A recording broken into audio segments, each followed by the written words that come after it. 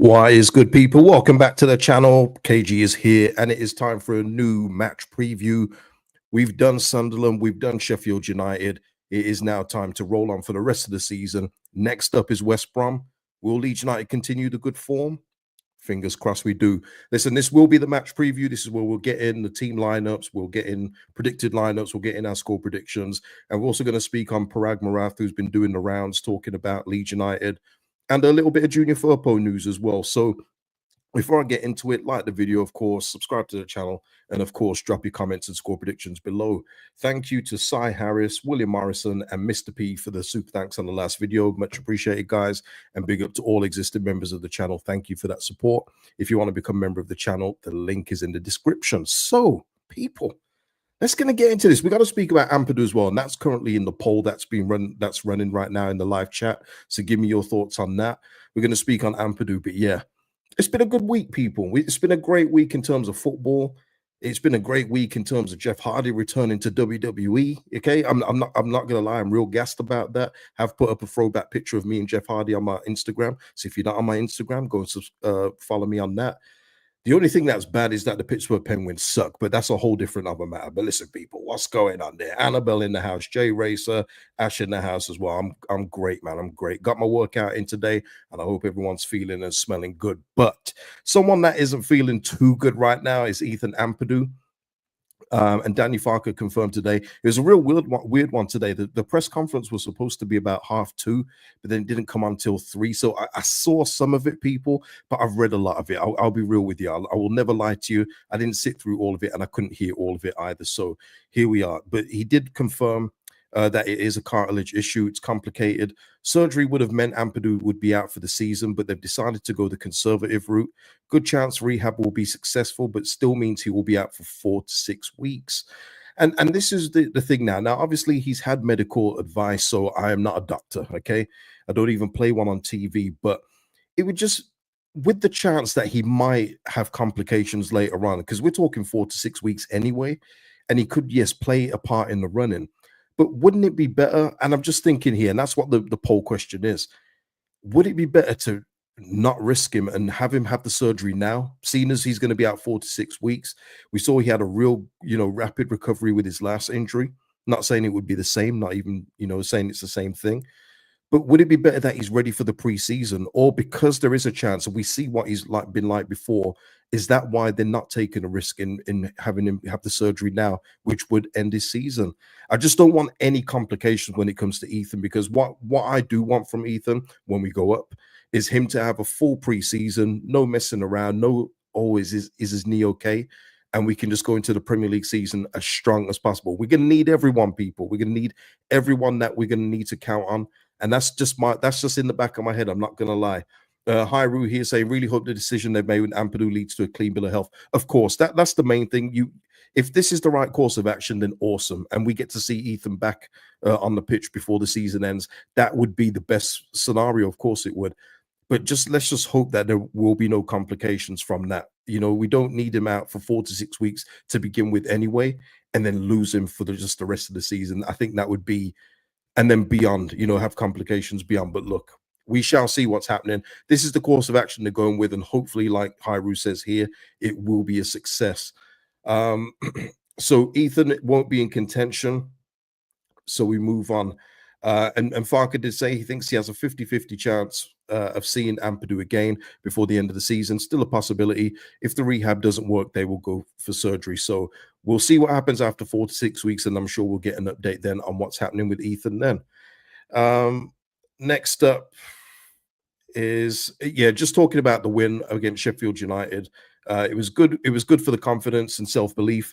Sheffield, I know Sheffield United fans hate that they get the United knocked off that, but hold that. Sheffield have never lost the game after taking the lead this season. Great for the team spirit, and after a blow for your captain pre-match. What else was there here?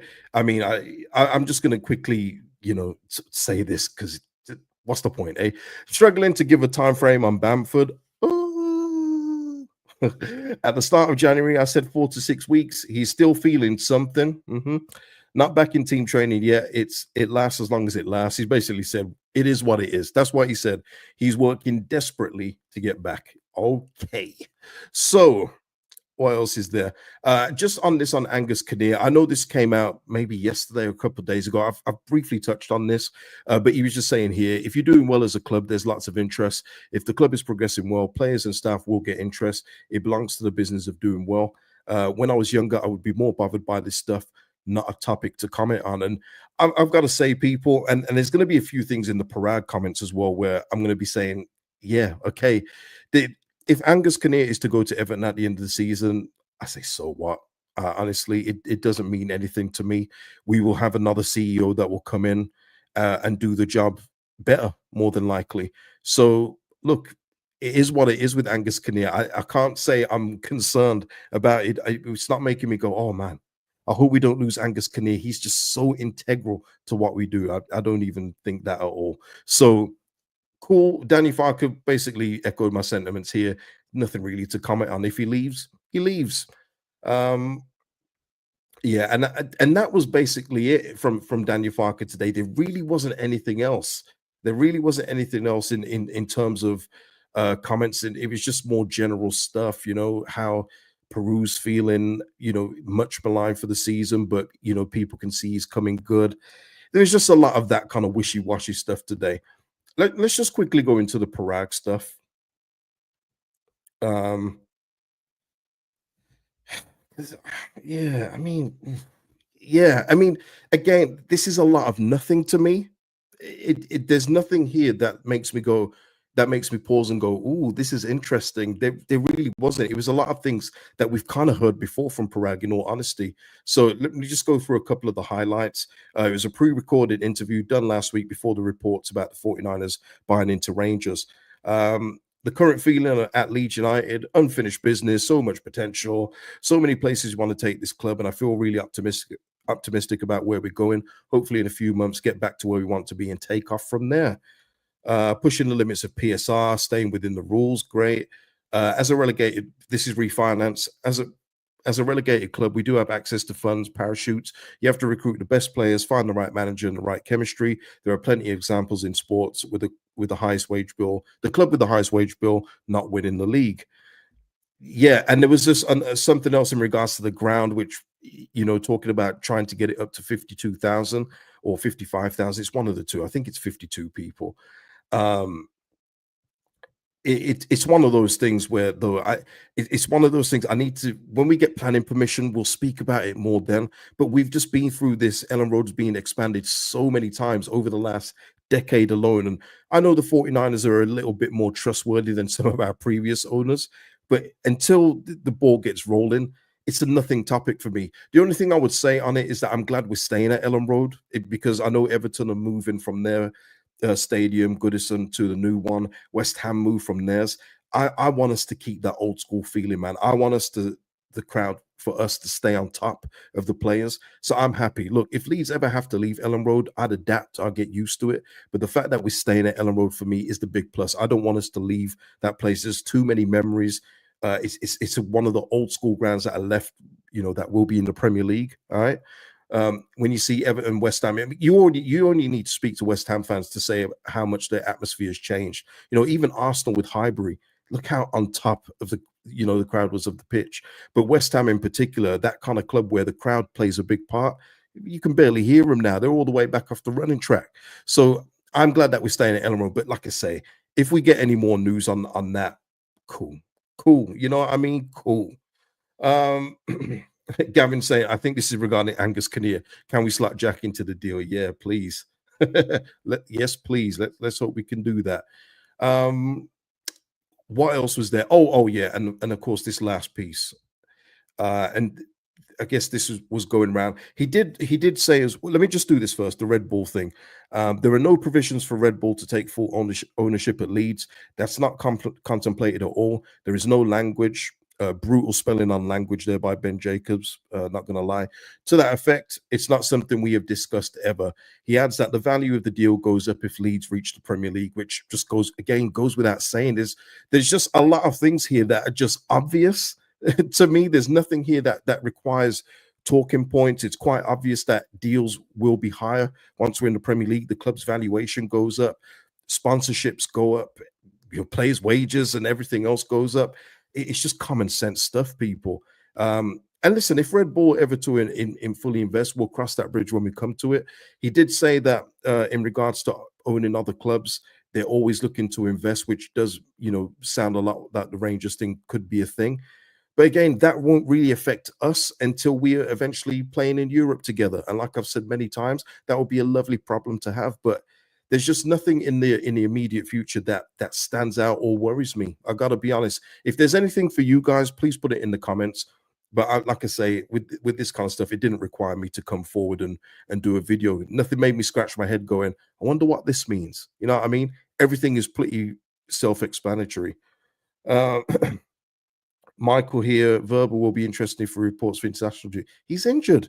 He's had surgery. I mean, Michael, where have you been? and that's another thing he said today, with which Ampadu being out, and obviously there being a gap at centre back if anyone's hurt. It's a shame Verb is out, but he's had surgery himself. He's had surgery or he's going to have surgery. It's one of the two. It's one of the two, but he's going to be out for a little bit, which is a shame, man, because that's lovely depth. Hyru here saying, not a day goes by I don't hear West Ham talking about. Sorry, I don't hear West Ham fans talk about how much they hate the London Stadium. Yeah, I mean, it's obviously great for West Ham's revenue and all that. I'm sure it's great commercially, but as an atmosphere, you remember Upton Park, man. Those West Ham fans, all Green Street and all that. You kind of lose it because you can't see them. Expressions always makes the joke that, I can't say the joke. I can't. I'll leave that to Expressions, but. It's just so far away. Sometimes, like you have to take a taxi from where you're watching at times. And I wouldn't want Leeds to move into a stadium like that. Like I say, I would get used to it as I do with everything. You adapt to everything. But the fact we're staying at Ellen Road, trust me, is a big plus. It absolutely is. So, nothing with Parag. No, nothing sticks out to no one. We can move on. Then we can move on. The game, people. We're up against West Brom, who are in 5th place currently. Players, we've seen these players before. Obviously, they've got Adam Armstrong up front, which Danny Farker was asked about today. Just gave him his compliments of how good of a striker he is at this level. But yeah, again, when we've just taken care of Sunderland and Sheffield United, people, being at Ellen Road, I know it's an early kickoff. There's nothing on here that makes me worry. Not one thing. Not one thing at all. We are stronger in every department. It's not even close. The only thing we have to be concerned about is complacency. And if we're complacent, then of course West Brom can hurt us. But if we're playing the way that we've played, even in some of our bad spells, we will come through and win this game. Absolutely win this game. Fifth in this league don't mean nothing to me. It's garbage. I know I say that all the time, but some of the playoff teams. The fact that they're playoff teams is a disgrace. It's a disgrace to potential Premier League spots. It's an absolute disgrace, man. So, Carl here saying here we should beat them, not one of them getting our side. Yeah, I mean, I know football doesn't work like that. I know that West Brom could come on the day and sneak out a 1-0 win or 2-0 wins sometimes if we're pushing forward. But if our side are locked in the way they've been locked in, people, we should have no worries.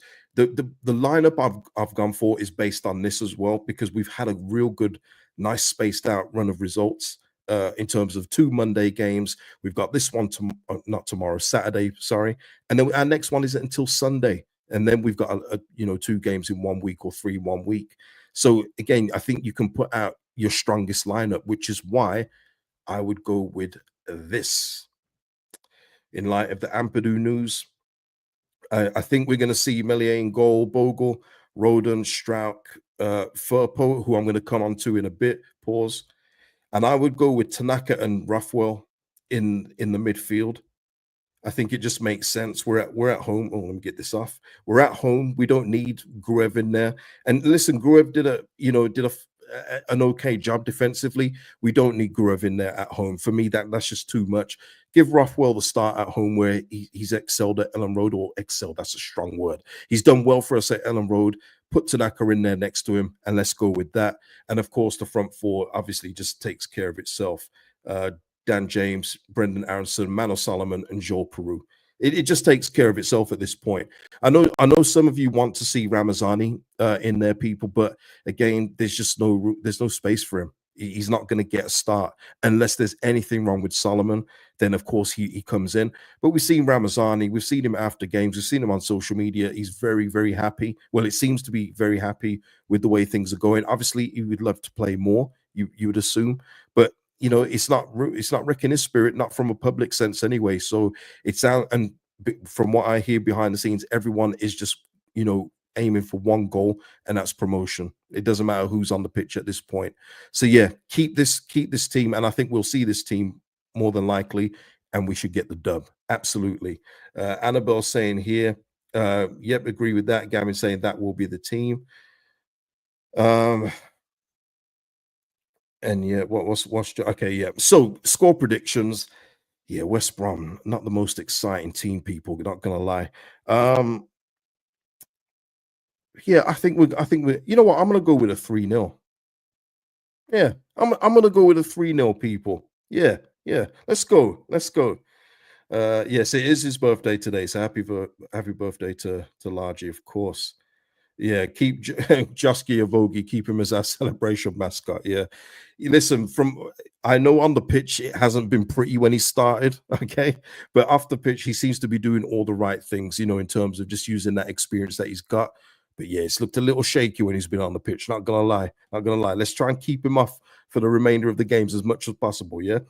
Annabelle going 3-0. Also, Hyru going 2-0. Gavin's going had 7, so I fancy a 6-0. Tremendous. Lee is going for 3-1 Leeds. And yeah, listen, I think everyone's feeling pretty confident. Let me just end that here. Yeah, just ending the poll. Where is it? Come on, man. Where's the results? Tim is going for a 2-0 win. Okay, ended the poll and it's disappeared. Oh, there it is. As soon as I click off. Yeah, so should Ampadu have surgery now to solve the issue? 77% say yes, so he's ready for preseason. No, so he has a chance to play again. 22%. So there you go, people. Just is in charge of hot water bottles for the bench. Heard he's doing a great job. That's tremendous, man.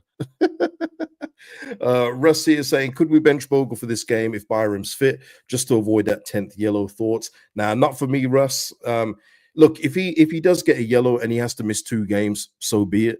I just don't believe that you should take him out for a game just to try and avoid that. Keep your team as strong as possible.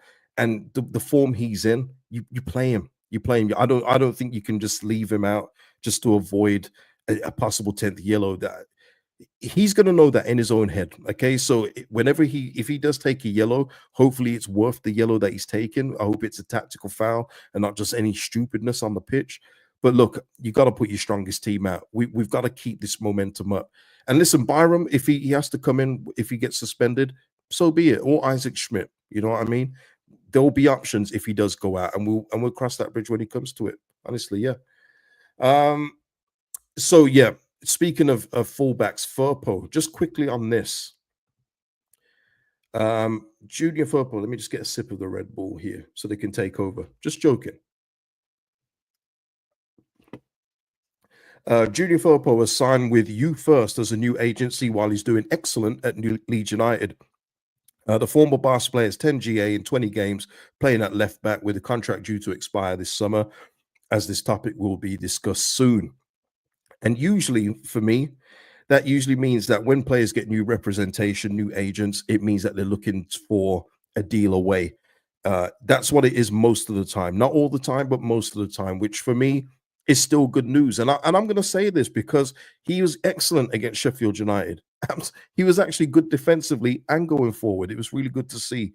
But the best thing for Junior Firpo, I will stay on it because we're going to need better people. Honestly, I know people are getting lost in the Firpo source. I see it. I read the comments. I read the DMs. I know you're getting lost with it. Are you sure Firpo couldn't do this in the Prem, guys? You just have to go with him defensively first off, which we're going to be doing a lot of next season in the Prem. You know, if we get promoted. But let's just say we're promoted and Junior Firpo is having to defend, which he's going to have to do a lot more. Do you trust that? That's the first question. Second of all, going forward, yes, he's doing excellent in terms of the assist this year. But in the Premier League, Is he going to get that kind of numbers? Is he going to get that kind of freedom? Can he go past players of that quality like he does in the championship?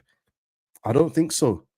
Honestly, I don't think so. And I just think it would be best for Junior Firpo not to leave doubt. You know what I mean? Leave it so his fan base can say, he would have done excellent in the Premier League this year. I just know it, rather than come up and absolutely stink the joint out. And I think that him signing a deal with a new agency does mean that he's going to be off somewhere in the summer. Maybe it's going back to Spain, maybe it will be elsewhere.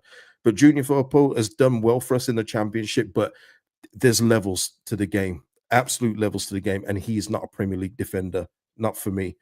Russ here is saying Firpo is a Premiership quality. It's as simple as that. Yeah, it is. Yeah. Yeah, it's just one of those. You just have to know. And look, as we speak now, Leicester haven't played tonight. The bottom three teams who all came up last season have won a combined 9 games between them. All 3 teams have won 9 games. In order to stay up, you have to win 10, at least 10. I think Tottenham have won 10. Maybe Man United have won 9, but then they draw, those other games to get the points up. There's no room for error in the Premier League. There really isn't. And as well as recruitment having to be right, your players have to be right. And I got to say, if Junior Firpo is starting for us in the Premier League, it's a bad sign for me. It shouldn't be happening. I love what he's doing now, but again, I can separate that how well he's doing down here has got nothing to do when he comes up against the better players in the Premier, and even the medium players in the Premier League. You know what I mean? The Palaces, the Evertons, those kind of teams. There's going to be question marks about his defending, always. So, look, whatever happens, when something's announced, we will speak about it then. But with him signing a new agency, I do think that the signs towards the exit are getting brighter for Junior Firpo. What are we saying here? Richard here saying looks like Giavoki next in line if Strauch or Rodon get injured or suspension. Yeah, it probably would be Richard. We do still have Josh DeBio, of course, who wasn't allowed to go out on loan because we didn't get in another centre back. So, but I do think it would be Giavoki to come in. But listen, let's just hope Strauch or Rodon can just stay fit, free of suspension for the rest of the season, because we don't want to be messing around with that. We don't want that. We don't want it. You know what I mean? Yeah, Hyru saying, and Ipswich too. Man United destroyed them with set pieces yesterday. Yesterday, it's the only reason they won. It's all the margins, man. Like, if you guys haven't been watching Premier League football since Leeds come down, I know there's a lot of people that don't watch it if we're not in the league. You just can't make any errors. You get punished, and when you go forward, you have to capitalize on the chances you get. You're not going to score every single one, but you've got to make them count. And we saw, I think I saw Leicester the other week. They had an excellent, against Arsenal. They had an excellent chance to go 1-0 up. They missed it. Arsenal bring on the defensive midfielder, who, by the way, hasn't scored since. And Arsenal have been putting him up front, Mikel Merino, and he got 2 goals against them. That's what happens when you're down at the bottom of the league. So, yeah, you just got to do everything you can to survive, and hopefully with Leeds United and the way Paraag was talking, we'll have a better plan than Ipswich, Southampton, and Leicester, who for me just recruited very lazily, very, very lazy. You could see some of those moves a mile away. We've got to be better than that, and I hope that we dip into the Red Bull network as well to help us out. But again, that's a discussion for another day. We shall see. Marcus here saying love Firpo this season, but not in the Prem. Yeah, and that's it. And I wish other people could see it that way, but I think there's some people that think that this is Junior Firpo reborn, but I just don't buy into it. I just don't buy into it. But look, everyone can have the opinions. It's cool. Michael here just saying here he's a shocking defender. Why was he bought by Orta when we needed an orthodox left back? And this is something I was thinking of the other day. Not about the Orta thing, but I would much rather have a boring left back next season. I mean, someone that's more defensively sound, who can get up and down if needs be, but who's just defensively sound first, because we're going to need that next year. We're going to need it so bad. So yeah, rather than an absolute wild card like Junior Firpo, not for me. Thomas here, thoughts on Strauch in the Prem? He has had a bit of a redemption. We'll speak about that in the summer. That's the topic for the summer. I want to leave those for the summer when we do the buy, you know, keep, sell, bench videos. You know what I mean? But yeah, that's it. I think that's it. Was there anything else? Let me just check my tabs because I hate when I do this and I don't click on everything. Yeah, yeah, yeah. Fabrizio, yeah, we're done. We're done, people. We're done.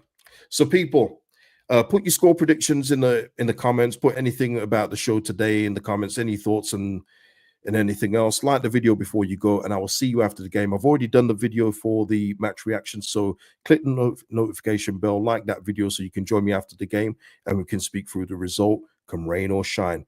People, I will see you in the next one. Peace out.